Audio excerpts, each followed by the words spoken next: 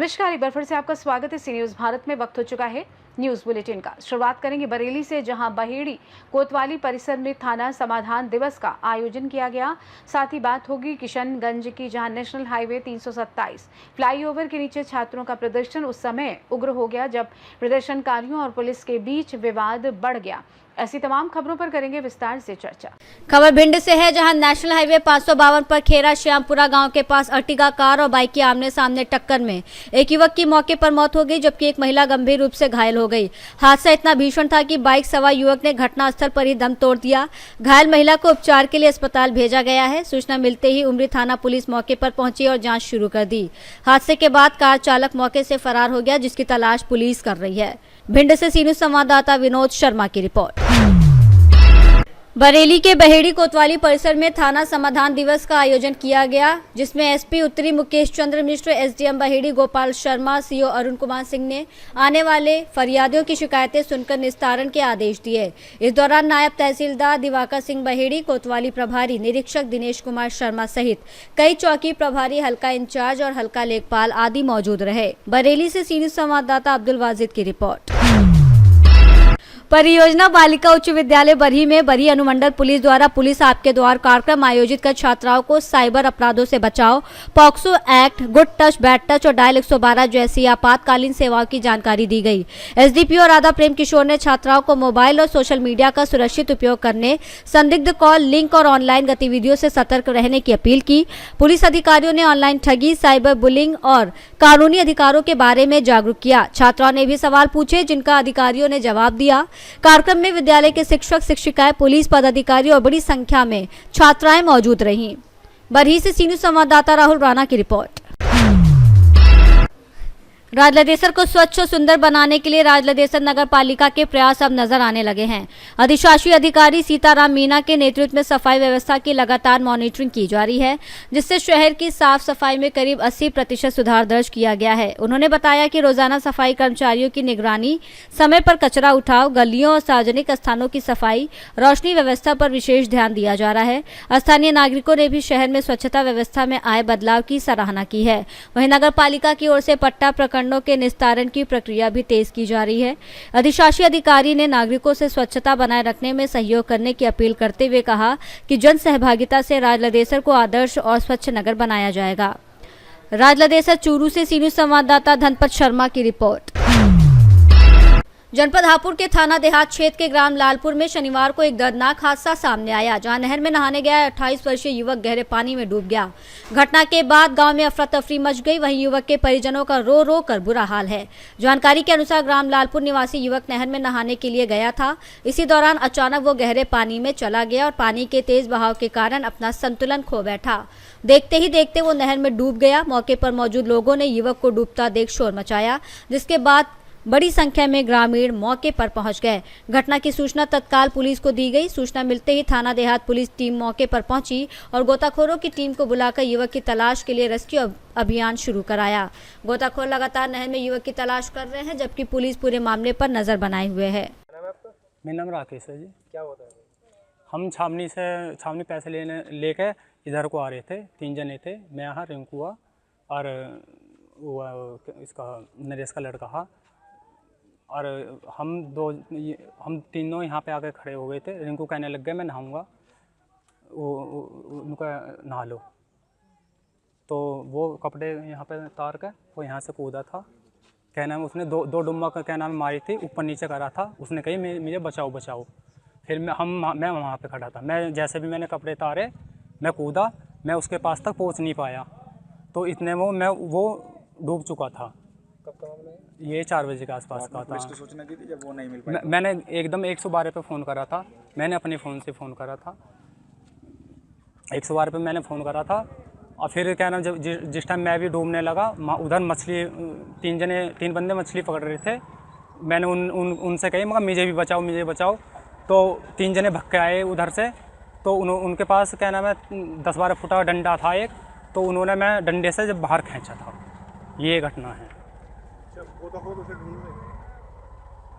ढूंढ रहे हैं क्या? हाँ, गोताखोर ढूंढ रहे हैं जी। हापुड़ से सी न्यूज संवाददाता सचिन सागर की रिपोर्ट।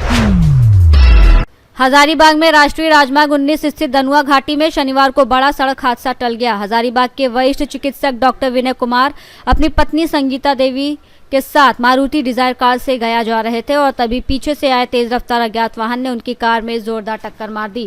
टक्कर के बाद कार अनियंत्रित होकर सड़क किनारे खाई में जा गिरी। स्थानीय लोगों और राहगीरों ने तत्परता दिखाते हुए दोनों को सुरक्षित बाहर निकाला। हादसे में संगीता देवी को हल्की चोट आई जबकि डॉक्टर विनय कुमार सुरक्षित हैं। घटना के बाद क्षेत्र के लोगों और शुभचिंतकों ने राहत की सांस ली। पुलिस ने मामला दर्ज कर टक्कर मारने वाले वाहन की तलाश शुरू कर दी है। हजारीबाग से सी न्यूज़ संवाददाता मुकेश सिंह की रिपोर्ट। अमौर पैक्स प्रबंध कारिणी समिति के गठन को लेकर चल रही निर्वाचन प्रक्रिया में शनिवार को नाम वापसी के बाद चुनावी तस्वीर स्पष्ट हो गई। अध्यक्ष पद के 3 प्रत्याशियों द्वारा नामांकन वापस लेने के बाद शेष उम्मीदवारों के बीच चुनाव चिन्ह का आवंटन किया गया। निर्वाचन प्रक्रिया के तहत अध्यक्ष पद के प्रत्याशियों को अलग अलग चुनाव चिन्ह आवंटित किए गए। किसी प्रत्याशी को मोतियों की माला तो किसी को कैरम बोर्ड चुनाव चिन्ह मिला। वहीं सदस्य पद के उम्मीदवारों को गुड़िया सहित निर्धारित चुनाव चिन्ह आवंटित किए गए। नाम वापसी की प्रक्रिया पूरी होने के बाद अब अध्यक्ष पद के लिए 2 प्रत्याशी चुनावी मैदान में रह गए हैं, जबकि सदस्य पद के 22 में 2 का नामांकन रद्द होने के बाद कुल 20 प्रत्याशी अपनी किस्मत आजमा रहे हैं। चुनाव चिन्ह मिलने के साथ ही प्रत्याशियों ने जनसंपर्क अभियान तेज कर दिया है। अब सभी उम्मीदवार मतदाताओं के बीच जाकर अपने पक्ष में समर्थन जुटाने में जुट गए हैं। निर्वाचन पदाधिकारी सह सीईओ अनु कुमारी ने बताया कि निर्धारित कार्यक्रम के अनुसार 1 अगस्त को कड़ी सुरक्षा के बीच चुनावी प्रक्रिया संपन्न कराई जाएगी। उस दिन ही मतगणना कराया जाएगा। जो प्रत्याशी चुनाव जीतते हैं उनको प्रमाण पत्र दिया जाएगा। कैमूर से सी न्यूज़ संवाददाता राम प्रवेश तिवारी की रिपोर्ट।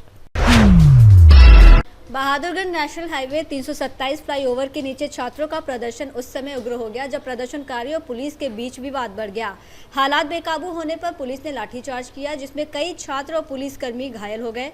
लाठीचार्ज में गंभीर रूप से घायल एक छात्र को प्राथमिक उपचार के बाद बेहतर इलाज के लिए किशनगंज सदर अस्पताल रेफर किया गया। घटना के दौरान मौके पर मौजूद जिलाधिकारी नवीन कुमार से मीडिया ने प्रतिक्रिया लेनी चाहिए, लेकिन उन्होंने कोई बयान देने से इनकार कर दिया। फिलहाल क्षेत्र में पुलिस बल तैनात है और स्थिति पर नजर रखी जा रही है। किशनगंज से सी न्यूज़ संवाददाता मिनहाज आलम की रिपोर्ट। तुरकोलिया के अंचल कार्यालय में आयोजित जनता दरबार में सीओ प्रभात कुमार ने फरियादियों की समस्याएं सुनी। जयसिंहपुर, सपही, माधोपुर, कवलपुर और विजुलपुर सहित विभिन्न गांवों से पहुंचे लोगों ने मुख्य रूप से जमीन विवाद, अतिक्रमण हटाने, भूमि की नापी और खाता खिसरा में त्रुटि सुधार से जुड़े मामले रखे।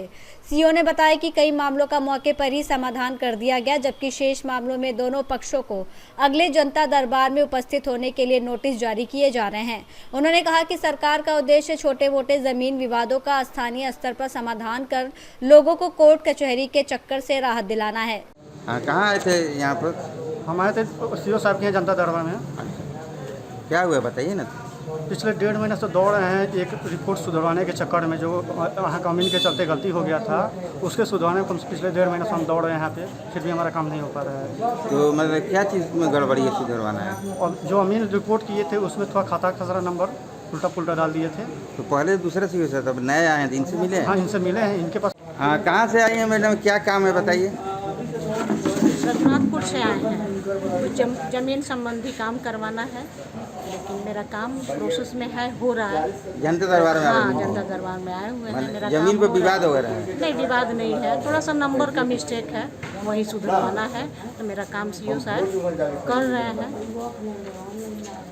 क्या नाम हुआ आपका? नीता वर्मा। मोतिहारी से सी न्यूज़ संवाददाता मंसूर अहमद की रिपोर्ट। आषाढ़ी एकादशी के पावन अवसर पर पुणे जिले के दौंड शहर में पंचक्रोशी के 14 ग्राम देवतों की पालकियों का भव्य स्वागत किया गया। प्रति पंढरपुर के नाम से प्रसिद्ध दौंड में सुबह से ही श्रद्धालुओं और वारकरियों की भारी भीड़ उमड़ी। टाल, मृदंग, झांझ, लेझीम, भगवा ध्वज और विठ्ठल नाम के जय घोष से पूरा शहर भक्तिमय हो गया। इस अवसर पर विभिन्न गांव से आई पालकियां दौड़ के ग्राम दैवत श्री काल भैरवनाथ की पालकी के साथ भव्य पालकी सोहले में शामिल हुई। शहर के प्रमुख मार्गों से निकली पालकियों पर जगह जगह पुष्प वर्षा की गई और सामाजिक संस्थाओं की ओर से श्रद्धालुओं के लिए फराल, महाप्रसाद और पेयजल की व्यवस्था की गई। पालकियों का स्वागत जनप्रतिनिधि और गणमान्य नागरिकों ने किया और इसके बाद सभी पालकियां विठ्ठल मंदिर पहुंची, जहां पूजा अर्चना के साथ धार्मिक कार्यक्रम संपन्न हुए। दौड़ का ये आषाढ़ी एकादशी उत्सव वारकरी परंपरा, धार्मिक आस्था और सांस्कृतिक विरासत का अनूठा संगम बना रहा। पुणे से सी न्यूज़ संवाददाता प्रमोद काकड़े के साथ कैमरामैन अख्तर काजी की रिपोर्ट। शाहजहाँपुर में पुलिस लाइन में शनिवार को वार्षिक विशाल रक्तदान और निःशुल्क स्वास्थ्य परीक्षण शिविर का आयोजन किया गया। कार्यक्रम का शुभारंभ पुलिस अधीक्षक प्रियंका शुक्ला ने रक्तदान कर किया। शिविर में पुलिस अधिकारियों, कर्मचारियों और नागरिकों की भागीदारी से 102 यूनिट रक्त संग्रहित किया गया, जबकि करीब 150 लोगों का स्वास्थ्य परीक्षण किया गया। इस दौरान 500 से अधिक ग्राम रक्षा समिति, नगर रक्षा समिति के सदस्यों और आम नागरिकों को CPR का व्यवहारिक प्रशिक्षण दिया गया और राहवीर योजना की जानकारी देकर सड़क दुर्घटनाओं में घायलों की मदद के लिए जागरूक किया गया। कार्यक्रम में विशेषज्ञ चिकित्सकों और ब्लड बैंक की टीम ने भी अपनी सेवाएं दी।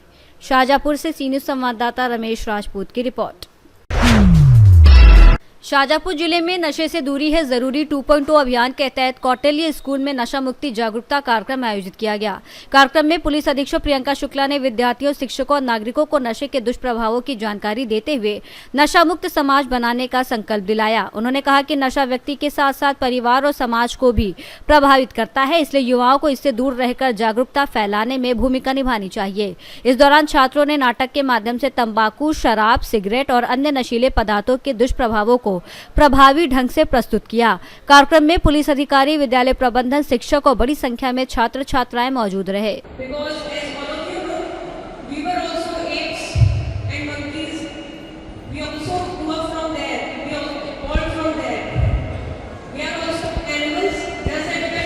शाहजहाँपुर से सी न्यूज़ संवाददाता रमेश की रिपोर्ट। फिलहाल के लिए इस खास बुलेटिन में बस इतना ही। देश दुनिया की तमाम बड़ी खबरों को जानने के लिए जुड़े रहिए सी न्यूज़ भारत के साथ। हर खबर आपके साथ, आपके हाथ।